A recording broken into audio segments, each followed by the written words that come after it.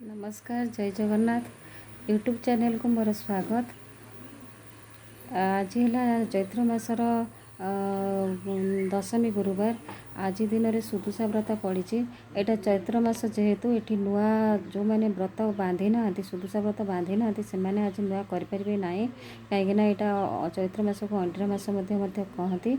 आई आज आम जो मैंने पुराणा कररेडी व्रत बांधि आसीचु आम से मैंने पूजा कर घरे पूजा कर मंदिर पूजा कर आग घरे सब जहाँ पूजा पूरी जहाँ होता करूँ। मोर शरीर असुस्थ लगे मुझे किसी मो बड़ झील सका उठी गाधा पधा सारिक तार सब कम धंदा सारिक से मंदिर को व्रत भोग नहीं जाइए पूजा करने।